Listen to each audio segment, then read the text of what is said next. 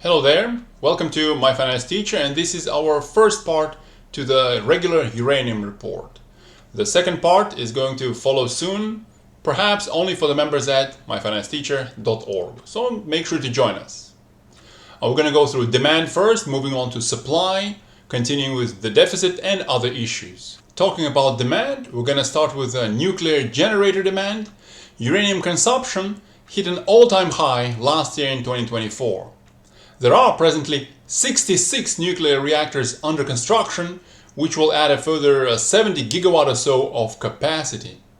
Besides, China has recently approved another 10 reactor plants. Led by China, global nuclear capacity is expected to increase by 50% by the year 2040. That's in another 20 years. On top of that, reactor restarts, like at Palisades and in Japan, as well as life extensions, raise demand for uranium even further. Another huge demand boost is a declaration to triple nuclear uranium capacity by 2050 that was signed by 22 countries, including the US, where passing of the Advance Act in June 2024 speeds up the reactor licensing process and lowers the licensing fees. How much demand is that going to add in a country with the largest, at least for now, reactor fleet? You let me know down in the comments below. Moving on to AI-driven demand for power. Recently, as Microsoft has cancelled some of its AI builds, there were some discussions of declining AI power demands. But according to TD Cowen Securities, a large investment bank, overall power demand from AI and data centers has increased as the cancellations by Microsoft created opportunities for Google and Meta.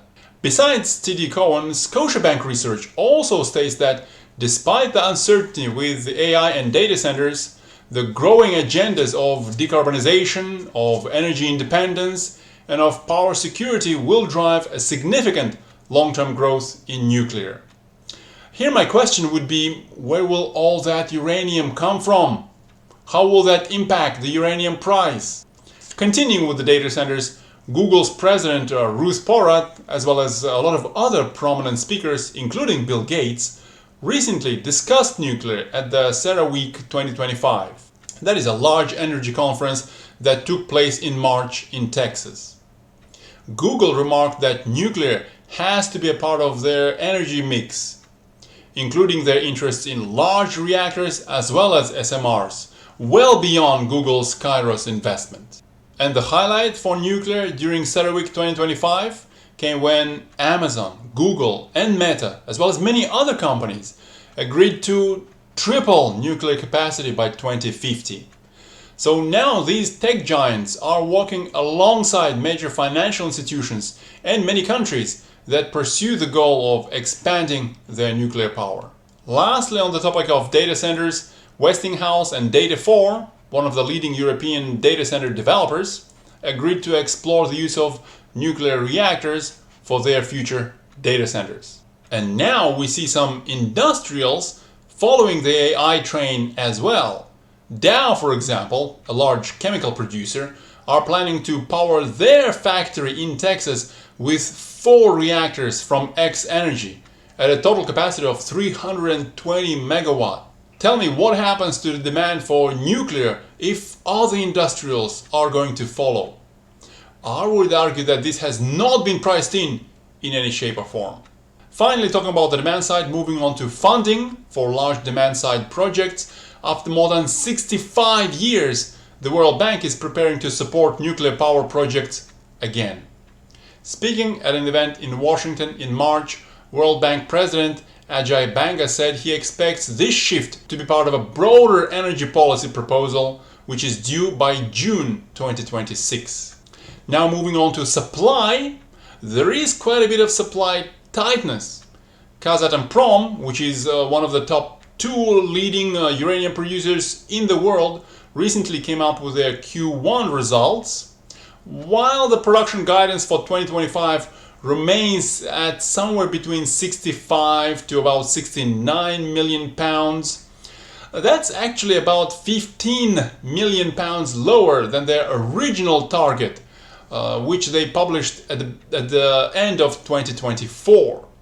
On top of that, their all-in sustaining costs have increased by 29%, that's in US dollars. And in addition to that, production is now expected to come at the lower end of that reduced guidance. What's the biggest constraint? Well, the persistent sulfuric acid shortages.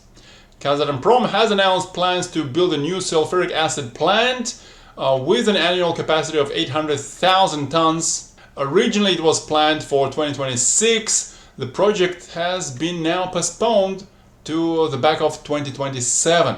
With KazAtomProm expecting relatively low output for 2025, cameco continues to voluntarily hold back production while uranium prices stay subdued.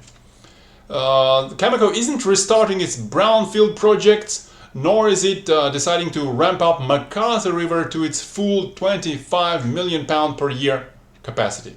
As Cameco CFO Grant Asek put it, quote, "Until we see stronger demand in the market, until we see utilities calling for that, the investments won't be made to fill the supply gap," end quote. He also noted that 70% of utility needs through 2025, that's over the next 20 years, remain uncovered. 70%! That is 3.2 billion pounds with a B. And it's not just Cameco. Several smaller producers are also holding back production while uranium prices stay too low. Deep Yellow recently deferred the final investment decision on its 118 million pound Tumas deposit in Namibia. In their announcement, the company stated that full-scale project development will be delayed, allowing for the inevitable improvements in uranium prices due to increased demand and the precarious nature of supply outlook. Deep Yellow's managing director John Borshoff said that these prices do not reflect or support the enormous amount of production that needed to be brought online to meet the expected future demand. Quote, "We have a situation where the long-term uranium market is essentially broken," end quote. Bannerman Energy agrees with Deep Yellow. Bannerman also develops a greenfield uranium project at Etango in Namibia, but despite being at an advanced stage, they're holding back the project. Chairman Brandon Munro said that the uranium market has a sharp dislocation between long-term fundamentals and current trading conditions. Quote, "As a result, we are not seeing the appropriate market conditions to warrant finalizing offtake and financial arrangements for the development of Etango," end quote. Etango would actually have a 15-year mine life producing 3.5 million pounds per year. And even the established players are under pressure. BP's uranium output from the massive Olympic Dam mine dropped by 18% year over year, with just over 7 million pounds produced in 2024. Moving on to other reasons for supply tightness, let's talk about legal and regulatory constraints.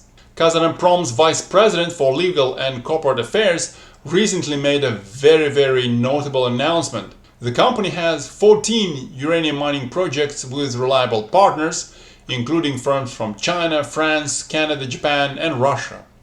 However, going forward, any joint venture seeking to extend its contract must shift 90% ownership to KazAtomProm or one of its subsidiaries. This could significantly impact joint ventures like Inkai, for example, with Cameco, where KazAtomProm currently holds only 60%. Permitting delays are also adding to supply constraints. Take NextGen's Rook 1 project. By the way, we introduced the attractive features of this project for the members at myfinanceteacher.org all the way back in September 2024. Join us for much more details.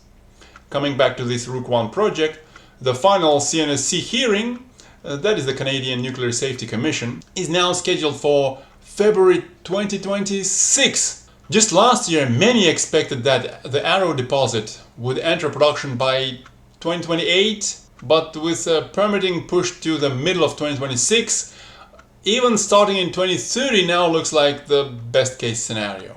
And now, having covered rising demand and supply tightness, the next logical step is talking about deficits. In April, Dustin Garrow of Nuclear Fuel Associates remarked that the fundamentals are better now than he has ever seen them in his 50-year industry experience. The gap between mined uranium supply and reactor burnup has persisted for decades, only made manageable by inventory sales like those from Japan after the Fukushima disaster. But as UXC consultants declared in 2023, the age of inventory overhang is over. That was a quote. By the way, I forgot to flip through the images that I prepared for you. Here's a quick look at inventories. Recent low production, reactor restarts in Japan, and delays in large-scale uranium contracting by utilities have all contributed to a steady decline in global uranium inventories. UXC consultants forecast inventories dropping from 18% in 2024 to just 5% in 2025. Producer inventories are tightening too. As of late December 2024, KazAtomProm's inventories stood at only 14.1 million pounds. That is a decade low, even after a 10% production increase compared to 2023. Moving on to contracting, the start of 2025 has seen only limited uranium contracting by nuclear power plants. According to UXC consultants, just over 16 million pounds was purchased on the spot market, plus 18 million pounds on the long-term market. With inventories shrinking and Japan's reactor restarts underway, utilities will need to accelerate their uranium purchases soon. Yet contracts signed so far this year amount to only about 105 million pounds annualized across both spot and long-term markets. Roughly half of what's needed to replace the nuclear fuel being burned. And lastly, let's look upstream, looking at enrichment and conversion. When comparing the prices across the uranium fuel cycle, uranium price itself, enrichment and conversion, it's clear that the enrichment has held up the best. That is the red line on this chart. Over the past few years in fact, enrichment prices have largely avoided any significant declines seen in conversion and uranium price itself. Uranium is green here, making enrichment the tightest part of the supply chain, at least for now. While conversion has softened since the beginning of 2025, you see the blue line dropped recently, conversion has still outperformed uranium prices in recent years. So as demand moves upstream, uranium prices are likely to catch up with both conversion and enrichment. And talking about this gradual shift from these services to uranium supplies themselves, Urenco recently reported its highest order backlog in 2 decades and now expects increased overfeeding, meaning more uranium will be consumed per unit of enriched product.